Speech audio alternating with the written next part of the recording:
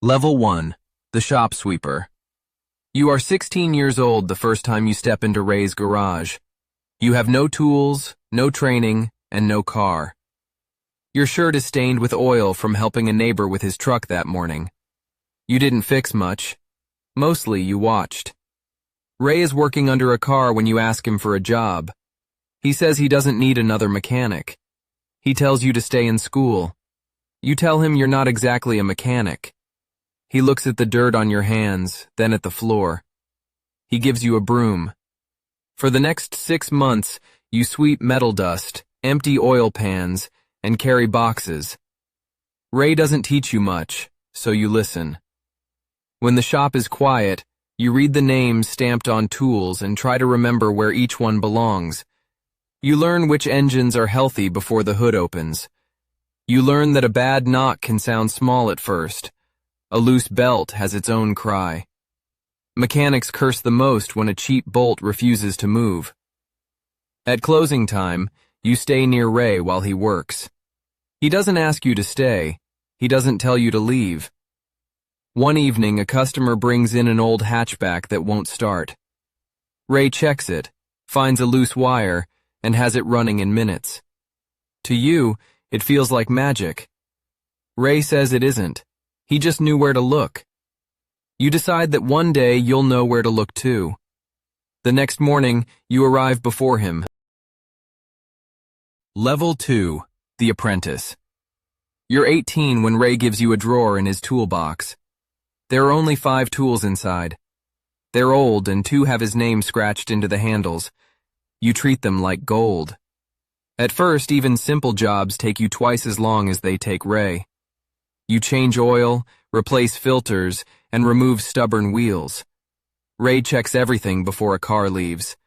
That part bothers you. You want him to trust you. Then you make your first real mistake. You tighten a bolt too hard and strip it.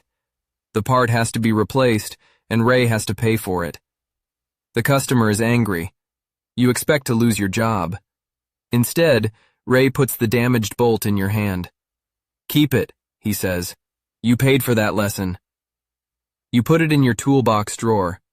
For the next few weeks, you see it every time you reach for a tool. You stop rushing. You check your work twice. When you don't know something, you ask. Later that year, you spend your savings on a battered hatchback from behind a towing yard. The paint is dull, the driver's window won't stay up, and the engine burns oil. It takes every dollar you have.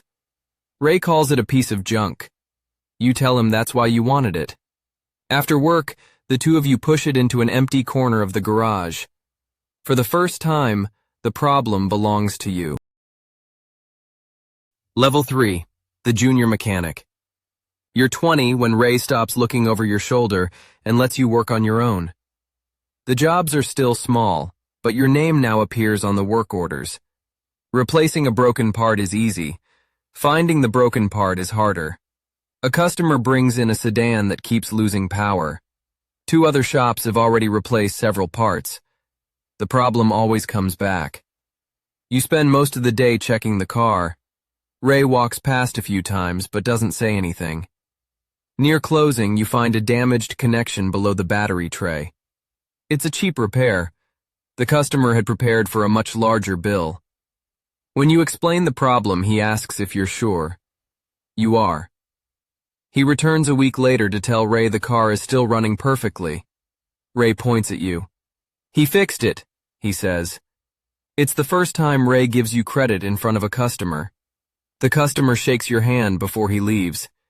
You think about it for the rest of the day. Your hatchback is running now, but it isn't fast. You use it to learn. You repair the cooling system, replace worn rubber, and fix the window before buying anything exciting. Your friends laugh because the car still looks old. You don't care. Every sound gives you something to check, and every change teaches you what the car likes. People are starting to bring their problems to you. Level 4.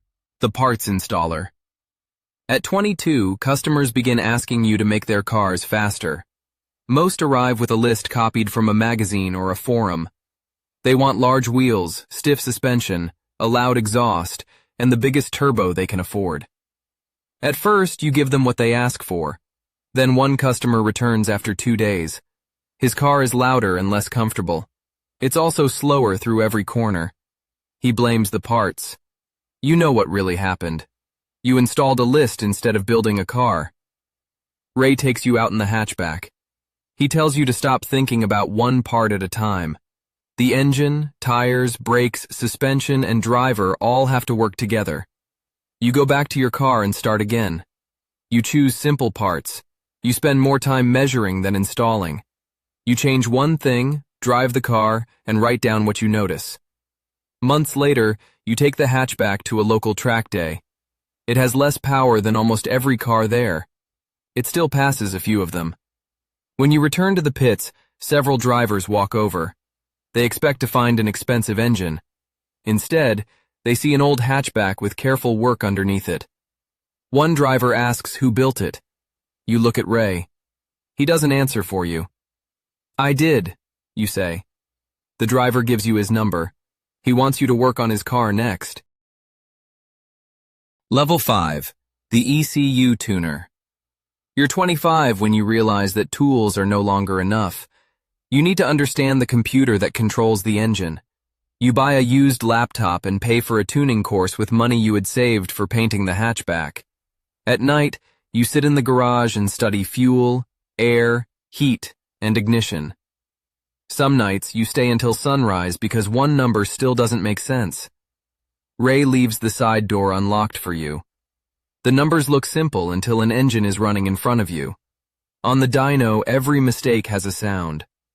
One bad decision can ruin weeks of work in seconds. Your first customers make you nervous. You keep the settings safe. Some ask why you didn't chase a larger number.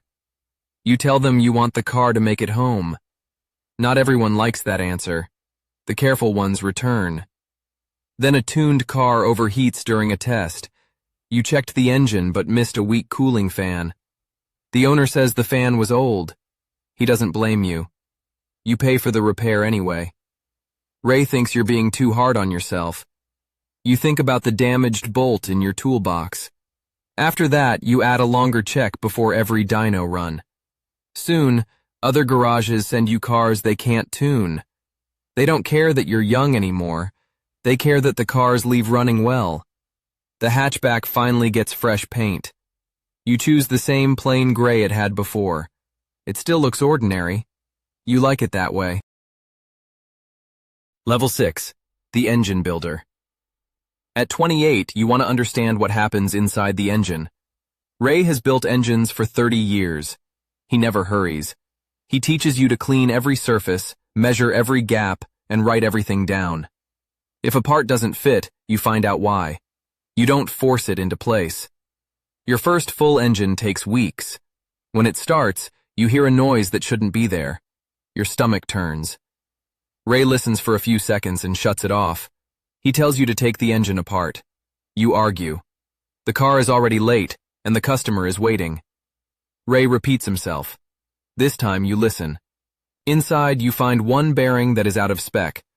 The damage is small, but it wouldn't have stayed small. You rebuild the engine and miss the event. The customer isn't happy, but the car runs for years. After that, Ray stops checking every engine you build. He still listens when they start. You build a new engine for the hatchback. It looks almost the same from the outside, but underneath, very little is original. At the next track day, you set the fastest time in your class. You don't celebrate right away. First, you open the hood and check for leaks. Then you smile. Level 7. The Lead Tuner. You're 31 when Ray puts you in charge of the main work bay. The hardest jobs now come to you. If a car has a problem nobody understands, it waits beside your toolbox. 3 younger mechanics work with you. Teaching them is harder than doing the work yourself. One of them is Eli. He asks questions all day and watches you the same way you once watched Ray. Sometimes he moves too fast and reaches for a tool before he knows what he's trying to fix. Your first response is to take the tool from him. Ray tells you to give it back. You start showing Eli how you think. You ask what he hears, what changed, and what he has already checked. His answers are often wrong. Over time, they get better. The shop gets busier. Customers wait weeks for an appointment. Photos of your hatchback appear online, and strangers ask for the parts list. You tell them the list won't help. What works on one car may be wrong for another. Ray laughs when he hears you say it. "Took you long enough," he says. One evening he gives you the keys and leaves before closing. It's the first time he's done that. You lock the garage after everyone goes home. The lights are yours to turn off now. Level 8. The shop owner. You're 34 when Ray tells you he's retiring. He plans to sell the building and spend more time with his wife. You tell him he can't sell. This is where you learned everything. Ray asks if you want to buy it. You laugh because you think he's joking. He isn't. You have some money saved, but not enough. The bank sees an old building, used equipment, and a business that still depends on one tired owner.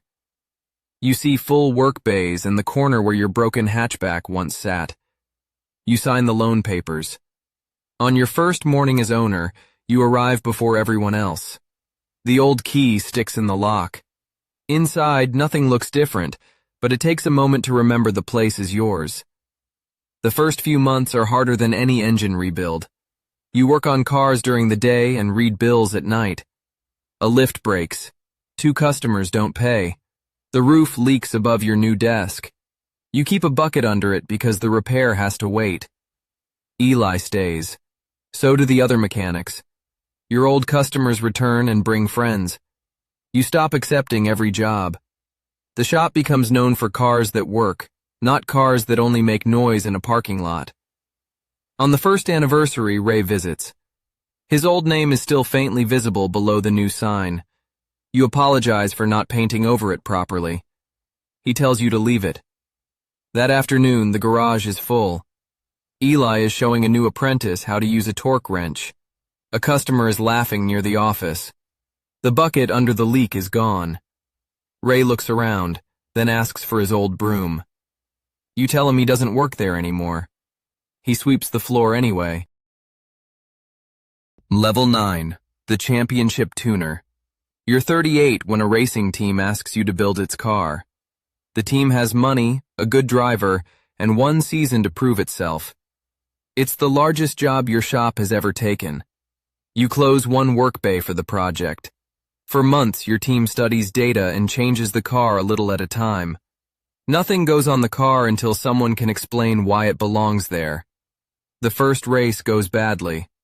A small electrical failure stops the car before the finish. Cameras catch the driver climbing out. Before your team reaches home, people online are already calling the build a failure. Years earlier, you might have blamed the part. Now you bring everyone into the garage and place the failed wire on the table. You find out how it happened. Then you change the way the whole car is checked. The team returns for the next race and finishes 4th. Then 3rd. At the final event, your car starts from the 2nd row.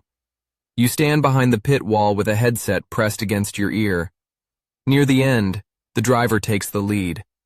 When the car crosses the line, everyone around you starts shouting. Eli grabs you. Someone sprays a drink across your shirt. You look for Ray in the crowd. He's near the back, clapping with both hands above his head. The trophy carries the driver's name. That's fine with you. The car came home first. Everyone in your garage knows who helped it get there. Level 10. The Master Tuner. You're 45 now. Cars arrive from other countries. Professional drivers ask for you by name. Companies send new parts months before the public sees them. Your shop is larger, but your first toolbox still sits beside your workbench. The damaged bolt is in the top drawer.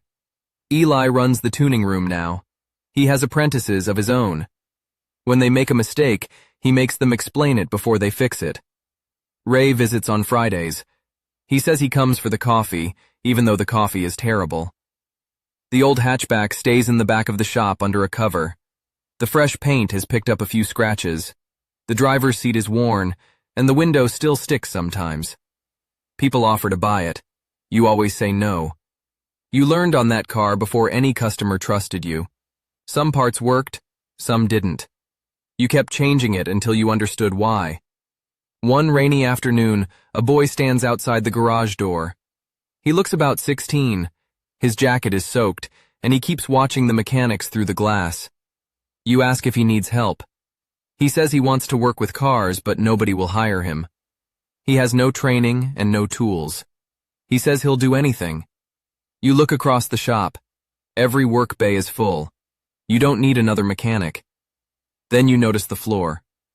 You walk into the back room and return with Ray's old broom. The boy takes it with both hands. Later, while he sweeps, Eli starts the hatchback. The engine settles into a steady idle. The boy stops moving and listens. You know that look. And somewhere, it is starting again.